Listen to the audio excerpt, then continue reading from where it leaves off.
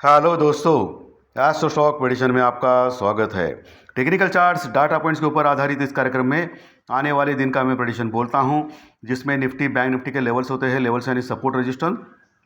आने वाला दिन स्क्रीन रीडिंग के ऊपर, न्यूज़ फ्लो के ऊपर, टेक्निकल डाटा के ऊपर कैसे रिएक्शन दे सकता है, इन सभी के बारे में हम लोग इस कार्यक्रम में डिस्कस करेंगे। शुरू करने से पहले चैनल के डिस्क्रिप्शन बॉक्स में बिलो द टाइटल डिस्क्लेमर रखा है, उसको कृपया पढ़िए जानिए। एज पर डिस्क्लेमर, ये एजुकेशनल प्रोग्राम है। इसके तहत जो भी मैं बोल रहा हूँ ये मेरी पर्सनल राय है, मेरी खुद की राय है। आपके प्रॉफिट या लॉस, लाभ या हानि के लिए मैं और मेरा चैनल जिम्मेदार नहीं रहेंगे, रिस्पॉन्सिबल नहीं रहेंगे, ये नोट करके रखिए। मेरा एस्ट्रो स्टॉक प्रेडिक्शन चैनल सिर्फ और सिर्फ यूट्यूब पे ही अवेलेबल है, ये भी नोट करके रखिए। चलिए दोस्तों, शुरू करेंगे।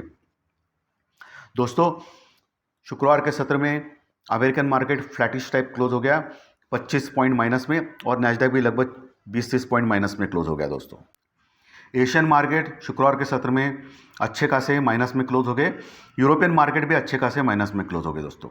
और हमारा मार्केट फ्लैटिश टाइप क्लोज हो गया।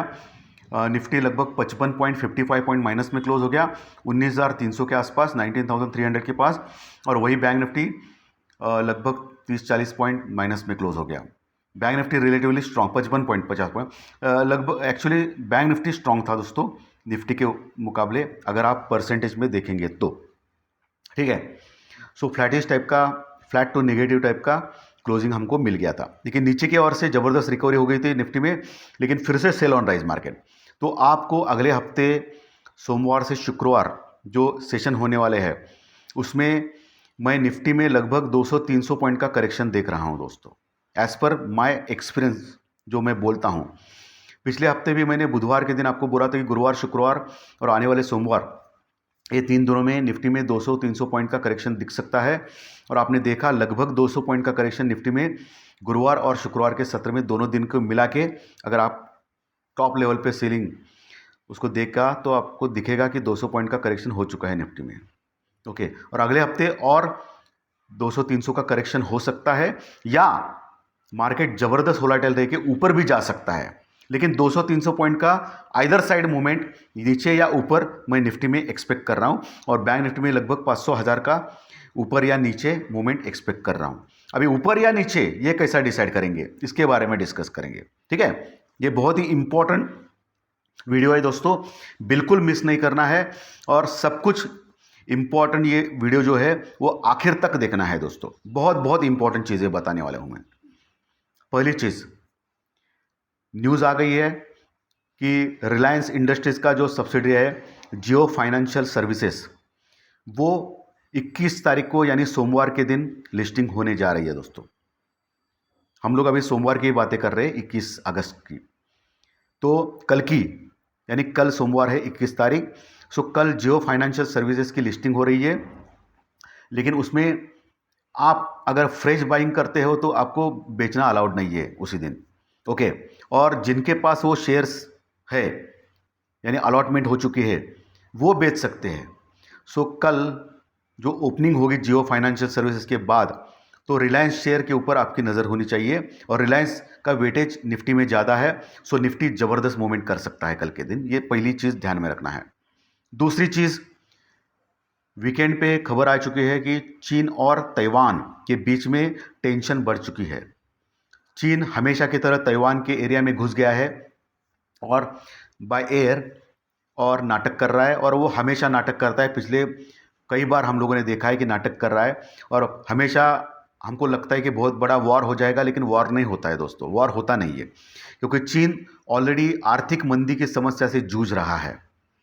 बहुत ही उसके जो रियल एस्टेट के जो जायंट है चाइना में, वो ऑलरेडी डिफ़ॉल्ट हो चुके हैं। तो चाइना आर्थिक मंदी के चपेट में है, और इसका असर पूरे ग्लोबल मार्केट के ऊपर हो रहा है। तो अभी वो युद्ध चालू करेगा तो और बर्बाद हो सकता है। ठीक है, सो मुझे लगता है कि ये डराने धमकाने की कोशिश की जाइए, लेकिन इसके ऊपर भी आपकी नज़र होनी चाहिए। मैं हमेशा बोलता हूँ कि न्यूज़ के सामने टेक्निकल डाटा की कोई औकात नहीं होती है। न्यूज़ अगर स्ट्रांग आ गई तो मार्केट 5-10% नीचे या ऊपर आराम से जा सकता है। ठीक है, तो इस न्यूज़ के ऊपर आपको नज़र रखनी है, चीन ताइवान का। तीसरा जो मेजर इंपॉर्टेंट इवेंट हो गया है, वो इवेंट, तीसरा जो इवेंट है दोस्तों, रेटिंग एजेंसी ने हमारा जो इंडिया का रेटिंग एज इट इज़ रख दिया है, ना घटाया है ना बढ़ाया है। अभी देखने वाले दोनों तरीके से देख सकते हैं। आपको याद रहेगा पिछले महीने फाइनेंस मिनिस्टर ने रिक्वेस्ट किया था रेटिंग एजेंसी को कि हम लोग ग्लोबली तीसरी पांचवी महाशक्ति है, सो हमारा रेटिंग बढ़ाइए, हमारी इकोनॉमी स्ट्रांग है, वगैरह वगैरह सब कुछ आपको याद रहेगा।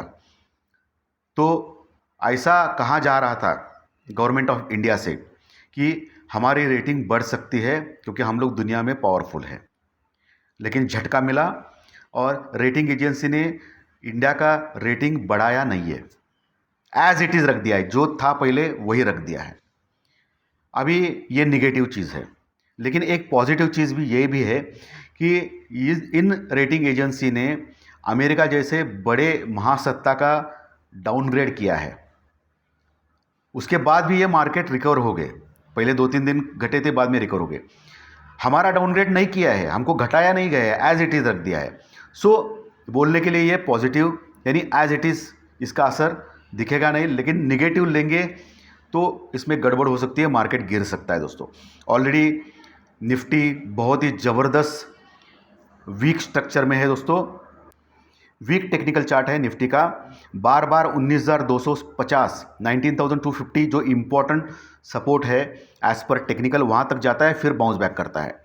अगर इस बार 19,200 से लेकर 250 का जो इम्पोर्टेंट सपोर्ट है वो तोड़ देता है निफ्टी, तो सच मानिए 90% चांस है 19,000 तक डायरेक्टली जाने के। बीच में कोई ढंग ढांग का सपोर्ट है ही नहीं है निफ्टी में, तो मेजर करेक्शन हो सकता है निफ्टी में दोस्तों, ये ध्यान में रखिए। वही बैंक निफ्टी, उसका जो रेटिंग बढ़ाया था बीच में फिच ने, तो स्ट्रांग है, बट ऑलरेडी बैंक निफ्टी थोड़ा सा 2 दिन अच्छा ठहरा है दोस्तों, गिरा नहीं ज़्यादा, 44,000 के आसपास ही मंडरा रहा है। 43,900 के नीचे क्लोज हो गया था शुक्रवार के सत्र में, लेकिन उसका जो पुट कॉल रेशो है वो 0.80 है दोस्तों, कम है, और ये एक पॉजिटिव चीज़ है बैंक निफ्टी के लिए। और बैंक निफ्टी में HDFC bank, Kotak Mahindra bank जैसे दिग्गज शेयर जिनका वेटेज ज़्यादा है वो ऑलरेडी ज़बरदस्त ज़्यादा गिर चुके हैं, जिनमें शॉर्ट कवरिंग रैली आ सकती है कभी भी। वही निफ्टी में रिलायंस के ऊपर ज़्यादा एक्शन होगा, और IT के शेयर्स फ्राइडे के सत्र में गिरे, प्रॉफिट बुकिंग हो गई है, और लगातार अमेरिका गिर रहा है तो IT के शेयर्स तो कैसे रहेंगे दोस्तों, वो भी प्रॉफिट बुकिंग करना चालू करेंगे। सो फिर निफ्टी को कौन बचाएगा, तो ये समस्या है दोस्तों। तो ये रेटिंग एजेंसी के कारण हो सकता है मंडे के दिन थोड़ा सा निगेटिविटी रहेगी मार्केट में। ओके, ये 3 चीज़ें हो गई। चौथी चीज़, हमारा IIP डाटा तो खराब आ गया जून का, ये आपको मालूम है। इन्फ्लेशन डाटा भी बढ़ के आया, बहुत ज़्यादा बढ़ के आया, ये भी खराब न्यूज़ है, ये भी निगेटिव न्यूज़ है। सो आप अगर देखेंगे तो अगले हफ्ते मार्केट नीचे जाने की ज़्यादा कोशिश कर सकता है।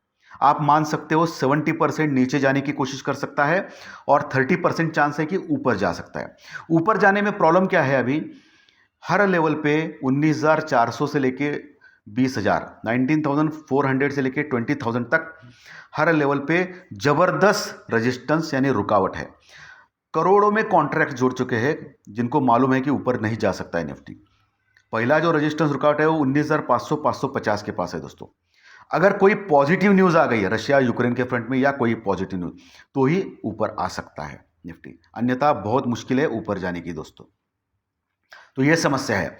नीचे 19,000 तक जाने ज़रा इजी लग रहा है मुझे, क्योंकि ये लगातार जो निगेटिव चीज़ें हो रही है मार्केट में उसके कारण, क्योंकि आपको सबको मालूम है कि FI लगातार बेच रहा है। हालांकि शुक्रवार के सत्र में FI ने सिर्फ और सिर्फ 250 करोड़ का माल बेचा है कैश में, लेकिन बेचा तो सही है। और वही DI ने 350 करोड़ का माल लगभग खरीदा है, यानी बचाने की कोशिश की है निफ्टी को। ओके, यानी FI कंटिन्यूस सेलिंग में है, और ये एक सरदर्द है। लेकिन एक अच्छी बात है कि FI का जो लॉन्ग पोजीशन है इंडेक्स में, ऑप्शन और फ्यूचर में, वो अभी घट चुका है निफ्टी और बैंक निफ्टी में। इंडेक्स में यानी निफ्टी बैंक निफ्टी में वो लेवल आ चुका है 35% से लेकर 40%, 35 से 40%, यानी लगभग FI 60 से 70% शॉर्ट में है, और लॉन्ग में सिर्फ 35 से 40% है। इसका मतलब होता है यानी शॉर्ट में है और लॉन्ग में अगर शॉर्ट बढ़ने लगा तो उनको शॉर्ट कवरिंग तो कभी ना कभी करनी पड़ेगी। सो एक ठीक ठाक है, लोएस्ट पोजीशन है अभी। एक्चुअली लोएस्ट पोजीशन 10-15% तक जाती है, यानी 90% वो शॉर्ट भी रहते हैं और 10% सिर्फ बाइंग रहते हैं, अगर आप हिस्ट्री में देखेंगे तो। सो एक समस्या एफआई की तरफ से भी है दोस्तों। क्रूड ऑयल 1.5% बढ़ा था शुक्रवार के सत्र में। सो वो एक टेंशन का काम करेगा, 85 के ऊपर चुका है। डॉलर और इंडियन रुपीज़ में, इंडियन रुपीज़ लगातार गिर रहा है, लेकिन शुक्रवार के सत्र में हल्की सी बढ़त इंडियन रुपीज़ में देखी गई है दोस्तों। इंडिया विक्स घटा था शुक्रवार के सत्र में, ये सरप्राइजिंग है बुल्स के लिए, तो अच्छी बात है, इसमें कोई दो राय नहीं है। अभी टेक्निकल और डाटा के ऊपर आते हैं दोस्तों। टेक्निकल और डाटा 19,300 के ऊपर क्लोज हो गया है, 19,300 के ऊपर निफ्टी। पहला जो सपोर्ट है 19,200-250 के पास, वो तोड़ दिया तो फिर 19,000 का लेवल आ सकता है, ज़्यादा चांसेस है, ये ध्यान में रखिए। हल्का सा सपोर्ट 19,200 के पास है, वो ज़्यादा नहीं है, पुट राइटिंग ज़्यादा नहीं है दोस्तों, यानी सपोर्ट का काम ज़्यादा नहीं कर सकते। ऊपर 19,400-420 ये पहला रेजिस्टेंस रुकआउट रहेगा, अगर ऊपर गया तो निफ्टी। उसके ऊपर 19,480 19,480 दूसरा रेजिस्टेंस। तीसरा रेजिस्टेंस जो है 19,520 से लेके 550 ये लेवल, 19,520 से लेके 550। इसके ऊपर टिक गया 15 मिनट तो ही आप ऊपर बाय कर सकते हैं, नहीं तो वहाँ आप शॉर्ट कर सकते हो निफ्टी को, स्टॉप लॉस के साथ पुट ले सकते हो वहाँ।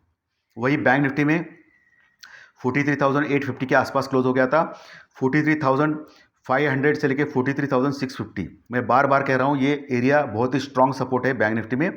वहाँ अगर आ गया तो आप बाय कर सकते हो बैंक निफ्टी स्टॉप लॉस के साथ। उसके नीचे गया तो 43,000 लेवल तुरंत आ सकता है, 80% चांसेस है। 43,000 लेवल के ऊपर अच्छा स्ट्रांग सपोर्ट है दोस्तों बैंक निफ्टी में, वहाँ आप बाय कर सकते हो कॉल स्टॉप लॉस के साथ। लेकिन 43,500 के ऊपर भी आप चांस ले सकते हो बैंक निफ्टी में कॉल लेने की, लेकिन स्टॉप लॉस के साथ भाई, मार्केट किसी का नहीं होता है। ऊपर 44,120 ये बहुत बड़ा रेजिस्टेंस रुकावट है, बार बार वहाँ जाता है फिर नीचे आता है। उसके ऊपर टिक गया 44,120 के ऊपर, तो 44,300 से लेकर 44,500 तक जा सकता है। वहाँ फिर से रेजिस्टेंस स्ट्रांग है दोस्तों मार्केट के लिए, वहाँ आपको फिर से रुकता हुआ दिखेगा, तो वहाँ से फिर से आप शॉर्ट कर सकते हो बैंक निफ्टी में स्टॉप लॉस के साथ। तो मोटा मोटी देखें तो एक वीकनेस नज़र आ रही है मार्केट में। फेड के जो चेयरमैन है वो भाषण करेंगे 24 से 26 तारीख के बीच में अगले हफ्ते। ओके, जैक्सन हॉल का जो ये रहता है इवेंट, हर साल आता है, तो वो एक टेंशन की बात रहेगा, इसलिए अमेरिकन मार्केट भी प्रेशर में रह सकता है, ये ध्यान में रखिए। और दूसरी बात, फेड के जो मिनट्स जो है अपने पॉलिसी के बारे में, वो डिक्लेयर होंगे 24 तारीख को, यानी बुधवार के दिन, गुरुवार के दिन। उसका भी इम्पैक्ट अमेरिकन मार्केट और ग्लोबल मार्केट के ऊपर हो सकता है। सो अगला हफ्ता पैक्ड है दोस्तों, बहुत सारे न्यूज़ आ रही है, बहुत सारे इवेंट्स है। सो आपको डर डर के ही जीना है, डर डर के जीना कभी कभी अच्छा होता है दोस्तों, तो ध्यान में रखिए। सो दोस्तों, आज का विश्लेषण अच्छा लगा तो लाइक, कमेंट्स में कमेंट्स, और नए दर्शक सब्सक्राइब का बटन दबाइए, ताकि आपको हर दिन के 3 वीडियोस ज़रूर देखने मिलेंगे इस चैनल के ऊपर, जो पिछले 3.5 साल से चालू है।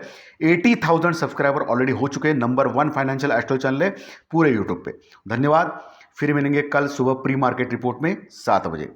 Thank you very much, thank you.